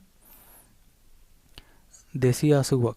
සූර්ය පැනල මේ 1 කිලෝවොට් සූර්ය පැනල 280ක් යොදාගෙන අපිට පුළුවන් ඒ අවශ්‍යතාවය සපුරන්න. එතකොට ඒකට උත්තරය එන්නේ 280යි. ඊළඟට ඒකේ 4 වෙනි ප්‍රශ්නේ අහනවා ක්‍රීඩාගාරයේ වහල ශේෂ්ත්‍රඵලයේ පමණක් සියලුම සූර්ය පැනල සවි කරන්නේ යයි උපකල්පනය කරමි. ඉහත C3 කොටසේ අවශ්‍ය සූර්ය පැනල ප්‍රමාණය රඳවා තබා ගැනීමට අවශ්‍ය අවම වහල ශේෂ්ත්‍රඵලය සඳහන් ගණනය කරන්න. ඔය කියන්නේ අපිට දැන් සූර්ය පැනල 280ක් යනවා. එක් සූර්ය පැනලයක් ගන්නවා වර්ග මීටර් 8ක්. එතකොට 8 වැඩි කිරීම 280 2240ක අවම වර්ග මීටර් ප්‍රමාණයක් මේක සූර්ය පැනල සවි කරන්න අපිට යනවා.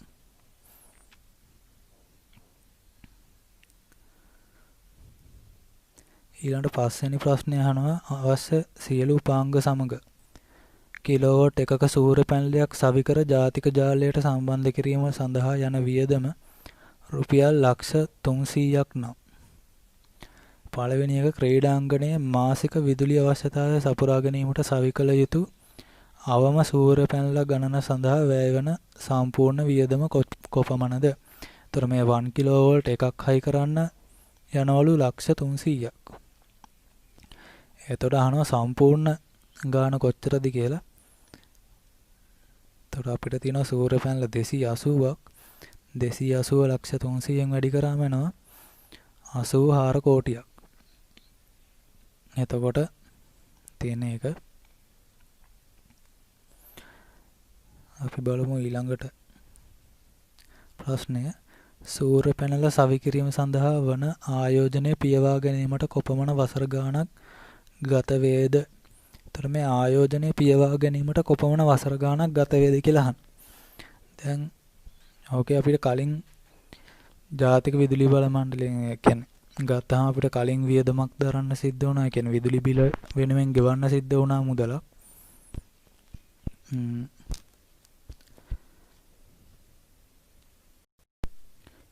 ඒ මුදල අපි හැව්වේ ආලෝකය සඳහා විතරයි. දැන් මේ ආයිත් ඒක අපි ගණනය කරන්න ඕනේ ක්‍රීඩාංගණයේ මාසික බිල. මේ විදුලි පංකාවල ඒ යන කිලෝවෝල්ට් හවර් ප්‍රමාණය අපි අර කලින් අය 31800 මේ කියන්නේ අර මේ විදුලි ආලෝකය සඳහා විතරක් ගිය කිලෝවෝල්ට් හවර්ස් ගාන. එතකොට ඒකට මේක එකතු කරලා ඒක වැඩි කරනවා රුපියල් 45න්. ඒ කියන්නේ ඒකකයට යන මුදල. එතකොට අපිට එනවා රුපියල් 1,05,12,000ක්. එතකොට මේක තමයි පරිභෝජනය කරේ සූර්ය පැනල පාවිච්චි කරන්න කලින් මුළු ක්‍රීඩාංගණයේ විදුලි බිල. එතකොට මේක අවුරුද්දකට වෙනවා 1,05,12,000 වැඩි කිරීම 12. එතකොට එනවා රුපියල් 18,01,44,000ක්. එතකොට අවුරුද්දකට මේ ක්‍රීඩාංගණයට ගෙවන්න සිද්ධ වෙලා තියෙනවා මෙන්න මේ ගාන. සූර්ය පැනල හයි කරන්න කලින්. එතකොට සූර්ය පැනල සවි කරන්න අපිට ගියා කෝටි 84ක්. එතකොට මේ කෝටි 84 දැන් ගෙවන්න වෙන්නේ නැහැ මොකද සූර්ය පැනල හයි කරපු නිසා. එතකොට ඒ ගෙවන්න ඕනේ නැති වුණත් ඒ මුදල අපි යොදා ගන්න පුළුවන් මේකේ ආයෝජනය පියවන්න. එතකොට එහෙම ආයෝජනය පියවන්න මේක යොදාගත්තාම අවුරුදු 4.6ක් කියලා අපිට ගාණ හැදුවම 0.6ක් එන්නේ. එතකොට 0.6ක් කියන්නේ එතකොට අවුරුද්දට 10න් 6ක් නේ. එතකොට එනවා මාස 7ක් වගේ කාලයක් මේ ගාණ හැදුවම. එතකොට අවුරුදු 4යි මාස 7ක් යනවා. එතකොට අර එකේ ගානේ නම් අහන්නේ වසර කීයක් ගත වෙනවද කියලා. ඒතර වසර ගාන ඇහුවාම ඉතින් මේ අවුරුදු 4 කියලා උත්තර දෙන්න පුළුවන්. මොකද අහන්නේ වසර ගාන හින්දා. කාලය ඇහුවනම් අපිට කියන්න පුළුවන් අවුරුදු 4යි මාස 7 සම්පූර්ණ කාලය. ඊළඟට ඒකේ D ප්‍රශ්නයට අහන සුද්ධ මීටර සැලැස්මෙන් පාරිභෝගිකයන්ට සූර්ය පැනල මගින් විදුලිය ජනනය කර ගැනීමට ඉඩ ලබා දෙන අතර නිපදවනු ලැබූ විදුලි බලය ජාතික ජාලයෙන් පරිභෝජනය කරන ලද විදුලි බලයට එරෙහිව පියවනු ලැබේ. සෑම මාසකම් පාරිභෝගිකයා සුද්ධ විදුලි ඒකක ලබාගත් සහ ලබා දුන් විදුලි ඒකක ප්‍රමාණය අතර වෙනස. ඒ කියන්නේ සුද්ධ විදුලි ඒකකය ගන්නට පමණක් ගෙවීම සිදු කරයි. මෙම ක්‍රීඩාංගණය සඳහා සුද්ධ මීටර සැලැස්මකින් ලබා දෙන වාසිය කුමක්ද? මේ කියන්නේ දැන් ජාතික විදුලි බල මණ්ඩලයෙන් සූර්ය පැනල මේ ව්‍යාපෘතිය. ඒ කියන්නේ සූර්ය පැනල මගින් දැන් නිවෙස් වලට විදුලිය ලබා ගන්න. එතකොට ඒකේ වෙන වෙනම ගණනය කරනවා ජාතික විදුලි බල මණ්ඩලයේ ජාලයෙන් කොච්චර විදුලියක් ගත්තද කියලා. ඊළඟට ගණනය කරනවා ඒ නිවසේ සූර්ය බල පැනලෙන් කොච්චරක් නිපදවගෙන තියනවද කියලා. ඒතර මේ නිපදවාගත්තු ප්‍රමාණය අර විදුලි බල මණ්ඩලයෙන් ගත්ත ප්‍රමාණය බලලා ඒක බලලා දැන් මේ අපේ මීටරේ වැටෙන්නේ දැන් අපි සූර්ය බල ශක්තියයි ජාතික ජලයේ මේ සැපයුමේ විදුලි සැපයුමේ ගත්ත සේරම මීටරයට වැටෙන්නේ. එතකොට මේ මීටරෙන් අපි ගත්ත ප්‍රමාණය අඩු කළා තමයි ඒ ගණයක් ගොල්ල පියවගෙන තමයි මේ අපිට විදුලි බිල දෙන්නේ. එතකොට මේ කියන්නේ මේ ඒ වගේ සුද්ධ ඒකකයක් කියන්නේ අපි ජාතික ජාලයෙන් ලබාගත් සහ අපි සූර්ය පැනල මගින් ලබා දුන් ඒකක ගාන අඩු කරලා ගන්න වෙනස තමයි සුද්ධ ඒකකයක් කියන්නේ. එතකොට මෙම ක්‍රීඩාංගණය සඳහා සුද්ධ මීටර සැලැස්මකින් ලබා දෙන ප්‍රධාන වාසිය කුමක්ද? එතකොට එහෙම මේ සූර්ය පැනල සවි කළා මේ සුද්ධ මීටරේ මගින් ලබා දෙන වාසිය මොකක්ද කියලා අහන්න.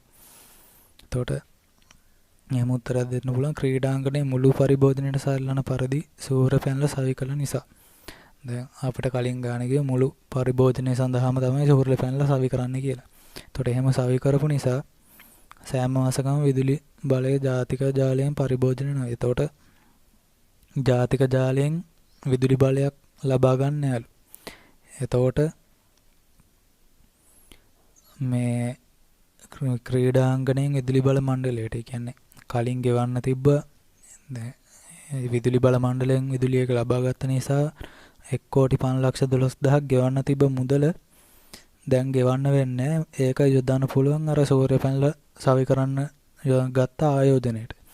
එතකොට එහෙම වාසියක් තියෙනවා. එතකොට ඒක මුදල ආයෝජනයේ පියවීම සඳහා යොදා ගැනීම වාසිදායක වන අතර වසර 4යි මාස 7ක් පසු අපිට උත්තරය වසර 4යි මාස 7ක් පසු එම මුදල ක්‍රීඩාංගණයට ඉතිරි වේ. එතකොට ඒ ආයෝජන ගෙවුවට පස්සේ එතනින් එහාට කාලය තුල මේ වගේ මුදලක් ක්‍රීඩාංගණයට ඉතුරු වෙනවා. ඒකත් වාසිය. එතකොට 2018 රචනා ප්‍රශ්නයේ විදිහට ඉවර වෙනවා. දැන් 2019 අහලා තියෙන ව්‍යුහගත රචනා ප්‍රශ්නයට මේ විද්‍යුතය කියන ප්‍රශ්න. ඊළඟට අපි ඒක බලමු ප්‍රශ්නේ. ශ්‍රී ලංකාවේ විදුලි බලාගාරවල ජනනය කරන විදුලි බලය ප්‍රාදේශීය මධ්‍යස්ථාන කරා සම්ප්‍රේෂණය කරනු ලබන්නේ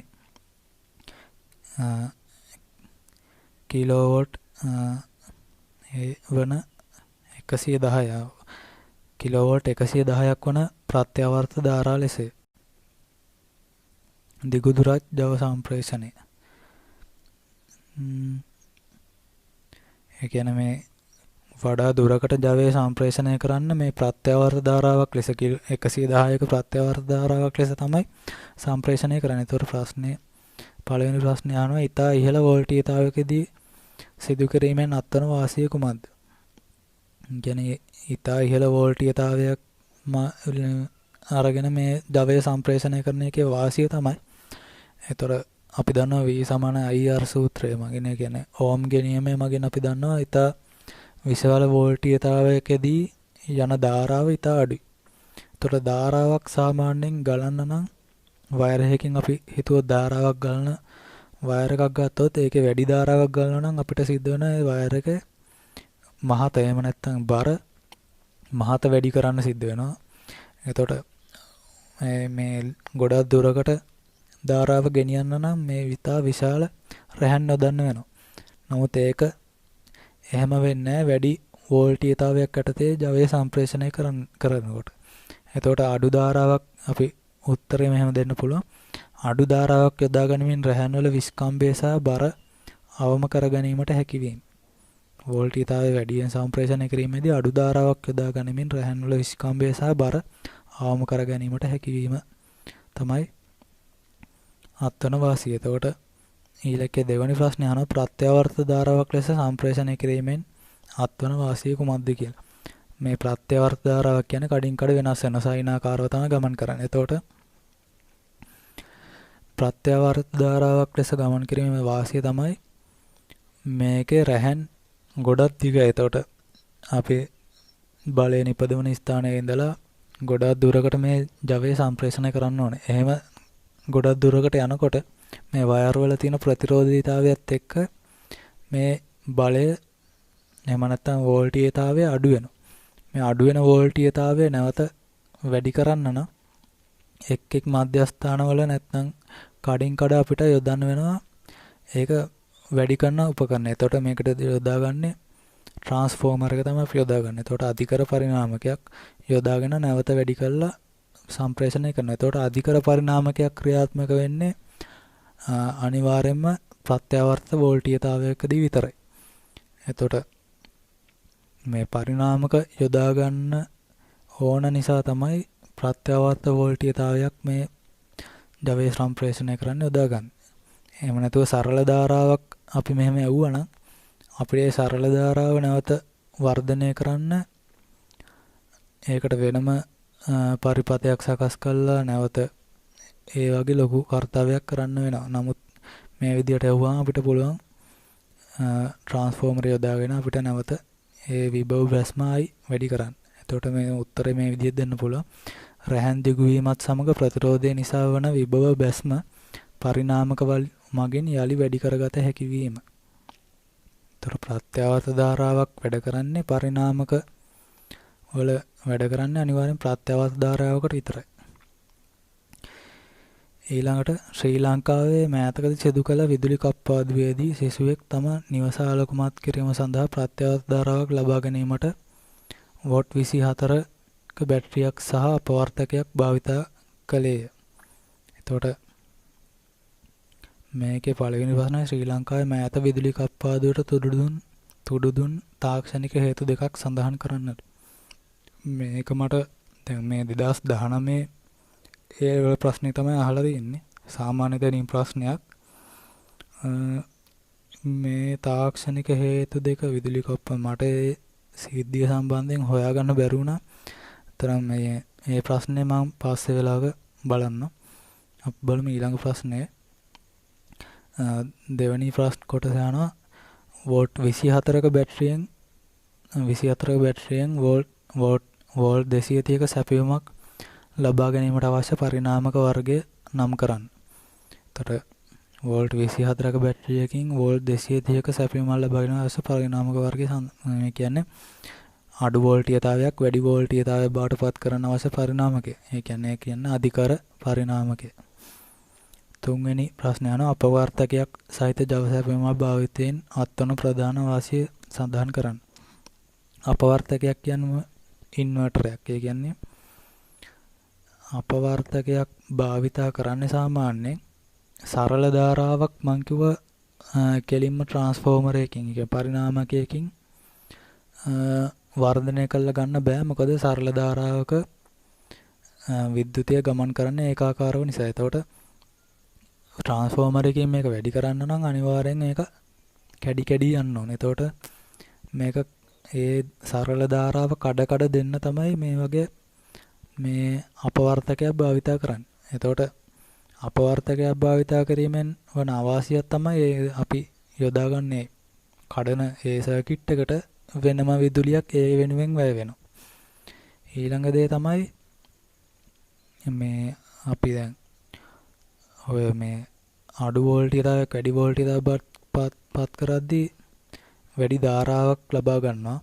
එතකොට අපවර්තකයක් සහිත ජව සැපයුමක් කියන්නේ දැන් බැටරියක් ගත්ත වෝල්ට් 24 බැටරියකින් 230 වෝල්ට් අපි ඒක ඉන්වර්ට් කරලා හදනකොට ඒ 230ට වැඩි වුණාට මේකට ගත්ත ධාරාව වෝල්ට් 24ක් වුණාට ගත්ත ධාරාව ඉතා අධිකයි. ඒතර බැටරිය ඉක්මනට බහිනවා. එතකොට වැඩි ධාරාවක් මම මේ ප්‍රශ්නෙට උත්තරය වැඩි ධාරාවක් ලබා ගැනීම නිසා භාවිතා කළ හැකි කාලය අවම වීම එකක්. අරකට ලියන්න පුළුවන් ඉන්වර්ටරයට වෙනම කියන අපවර්තකයට වෙනම සැප මේ විදුලියක් වැය කරන්න සිදුවීමත් එක්තරා වාසියක්. ඊළඟට රූපයේ දැක්වෙන පරිදි වෝල්ට් 6යි වොට් 9ක් ලෙස ප්‍රමත කරන ලද පහනක් පරිණාමකයට ප්‍රතිදානය සම්බන්ධ කළ විට පූර්ණ දීප්තියෙන් දැල්වේ. ද්විතීයික පරිපත වෝල්ටීයතාවය වෝල්ට් 12ක් වේ නම් ද්විතීයික දඟරයේ ඇති පොටවල් සංඛ්‍යාව ගණනය කරන්න. මේක අපි දීලා තියෙන දත්ත ප්‍රාථමික දඟරය දීලා තියෙන වෝල්ට් 230ක් සහ ඒකේ ඔතලා තියෙන වට ගාන 6900ක්. මේ කියන්නේ අවකර පරිණාමකයක් ගැන. එතකොට මේකේ අවුට්පුට් එක ඒ කියන්නේ ප්‍රතිදානද මේ වෝල්ටීයතාවය ද්විතීයික දඟරයෙන් එනවලු වෝල්ට් 12ක්. එතකොට මේ පැත්තේ අපිට වෝල්ටේජ් එකක් තියෙනවා. අපිට පුළුවන් මේකේ පොටවල් ගන්න සොයාගන්න සූත්‍රයක් දාලා මෙන්න මේ සූත්‍රය. ප්‍රාථමික දංගරයේ වෝල්ටේජ් එක බෙදීම ද්විතීයික දංගරයේ වෝල්ටේජ් එක සමානයි. ප්‍රාථමික දංගරයේ වටගාන බෙදීම ද්විතීයික දංගරයේ වටගාන. එතකොට අපිට මේකෙන් දීලා තියෙනවා ප්‍රාථමික දංගරයේ වෝල්ටේජ් එක සහ ප්‍රාථමික දංගරයේ වටගාන. ඒ වගේම ද්විතීයික දංගරයෙන් එන වෝල්ටේජ් එකක් දීලා තියෙනවා. එතකොට මේක උක්ත කරලා ගන්න තියෙන්නේ. එතකොට ද්විතීයික දංගරයේ පොටවල් ගානට අපිට එන උත්තරය 180ක් කියලා.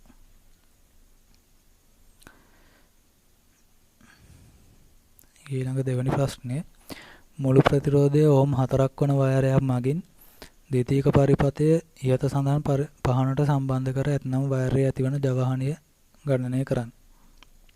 කියන පහන රහයි කරලා තියෙන වයර් එකට වයර් එකේ තියෙනලු ඕම් 4ක ප්‍රතිරෝධයක්.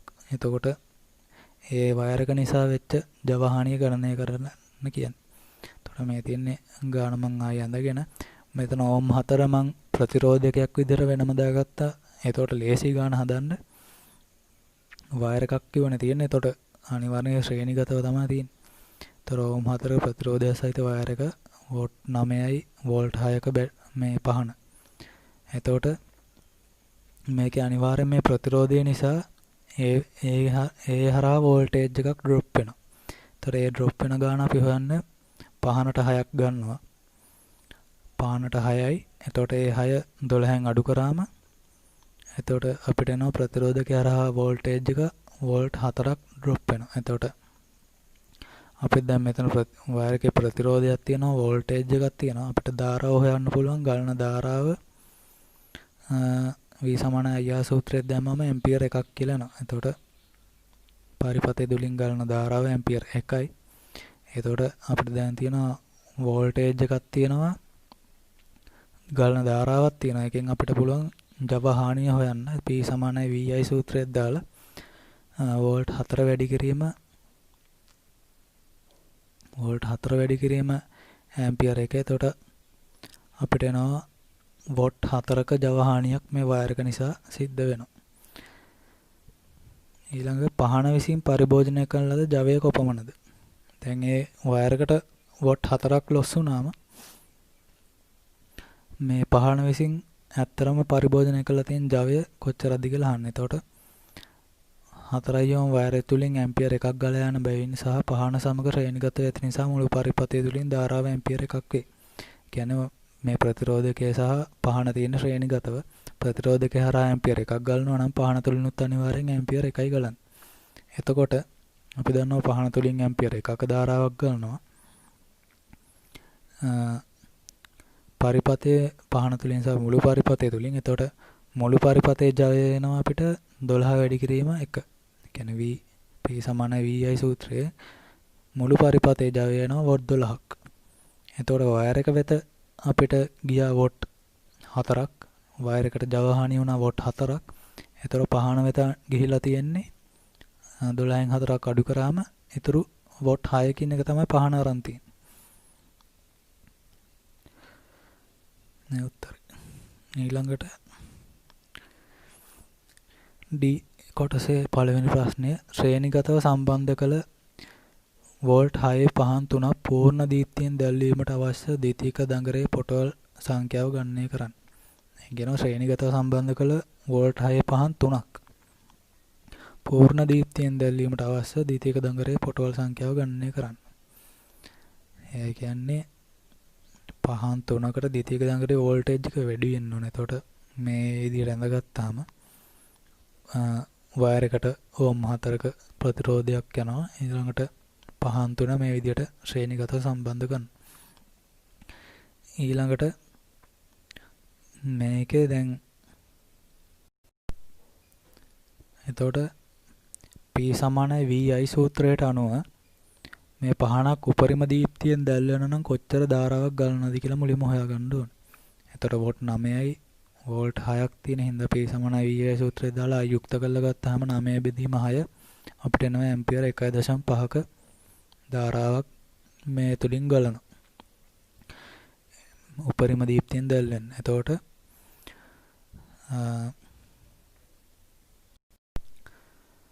එතකොට 1.5ක් මුළු පරිපථය තුලින් ගලන්න අවශ්‍යයි.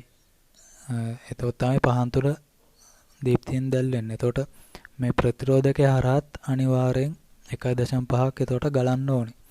එතකොට එහෙම 1.5ක ධාරාවක් සහ ප්‍රතිරෝධය 4 ඕම් වන මේකට කොච්චර වෝල්ටීයතාවයක් යනවද කියලා අපි හොයන්න V = IR සූත්‍රය දාලා. එතකොට වයර් එක සඳහා අපිට වෝල්ටේජ් එක 6ක් යනවා. එතකොට බල්බ් 3ට වෝල්ටේජ් එක යනවා මේක බල්බ් එකට 6 ගානේ 6ව 3ක්.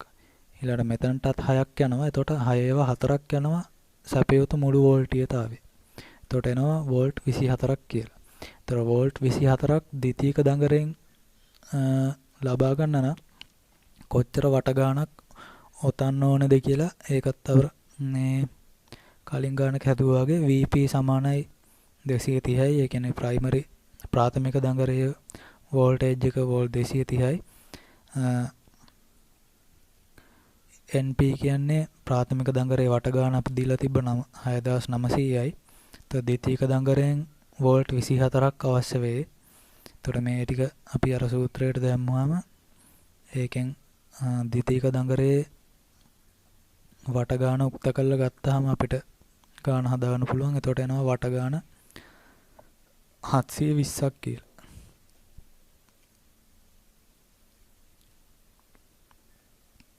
ඊළාට E වල අහනවා අවකර පරිණාමකයක් ඊළාට නැවත මේ D වල දෙවෙනි ප්‍රශ්නේ සමාන්තරගතව සම්බන්ධ කළ 6 වෝල්ට් පහන් 3ක් පූර්ණ දීප්තියෙන් දැල්වීමට අවශ්‍ය ද්විතීයික දඟරයේ පොටවල් සංඛ්‍යාව ගණනය කරන්න. දැන් කියනවා අර වෝල්ට් 6 පහන් 3 සමාන්තරගතවලු සම්බන්ධ කරලා තියෙනවා. මේ තියෙන මේ විදිය පරිපථය.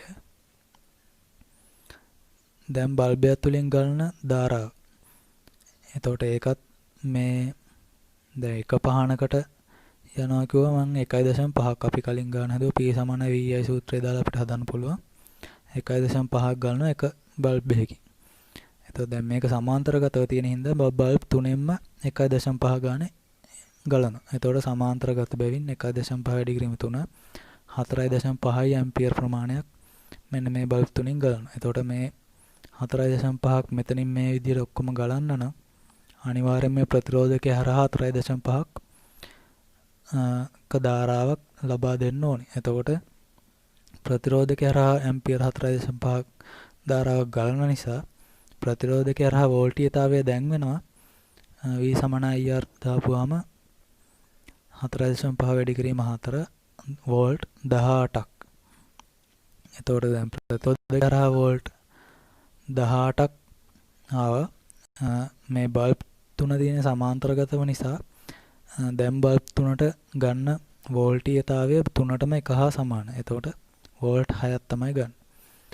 එතකොට 18 එකතු කිරීම 6 මුළු පරිපථයට අවශ්‍ය වෝල්ටීයතාවය වෙනවා 24යි. එතකොට කලින් ගානෙත් ආවේ වෝල්ට් 24යි. එතකොට ඒකේ අපි හෙව්වා වට ගාන. ඒ උත්තරයම තමයි එන්නේ වට 720ක් එන්නේ. එතකොට අපිට පේනවා මේක ශ්‍රේණිගතව සම්බන්ධ කරත් සමාන්තරගතව සම්බන්ධ කරත් මේ ලබාගත් වෝල්ටේජ් එක සමාන වුණා වගේම මේ වට ගානත් සමාන වුණා. මොකද වෝල්ටේජ් එක අඩු වුණාට ධාරාව වැඩි වෙනවා. ධාරාව අඩු කරාට වෝල්ටේජ් එක වැඩි වෙනවා. මේ දෙක සමානව යන හින්දා මේ ලොස් එකක් වෙන්නේ නැහැ. ඊළඟට අවකර පරිණාමකයක් මගින් වෝල්ට් 110 සිට කිලෝවෝල්ට් 110 සිට වෝල්ට් 230 දක්වා අඩු කිරීමේදී කෘත්‍රිම තෙල්වල ගිල්වා තෙල් භාවිත කිරීම සඳහා ප්‍රධාන හේතුව කුමක්ද? මේ කියන්නේ මේ ජාතික විදුලි බල සම්ප්‍රේෂණයේ යොදා ගන්න අර ලොකු ට්‍රාන්ස්ෆෝමර් වල මේවා තෙල් වල ගිල්වලා තියන්නේ ඇයි කියලා අහන්නේ. ඒක මේ ට්‍රාන්ස්ෆෝමර් ඉතා අධික වෝල්ටේජ් එකෙන් ක්‍රියාත්මක වෙද්දී උෂ්ණත්වය ඉතා ඉහළගයක් ගන්නවා. එතකොට විශාල අවකර පරිණාමකවල මේ උත්තරේ මෙහෙම ලියන්න පුළුවන්. විශාල අවකර පරිණාමකවල උෂ්ණත්වය ඉතා ඉහළ යන බැවින් ඒ උරා ගැනීමට තෙල් යොදා ගන්නවා මේක වැදිලා නැහැ හරියට. විශාල ආකාර පරිණාමකවල උෂ්ණත්වය ඉතා ඉහළ යන බැවින් එය උරා ගැනීමට තෙල් යොදා ගන්නවා කියලා උත්තරය අපිට ලියන්න පුළුවන්.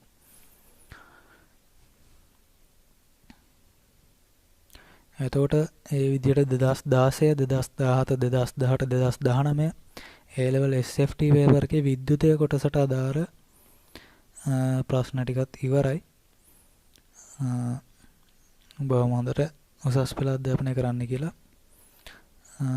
මෙතනින් නිමා කරනවා.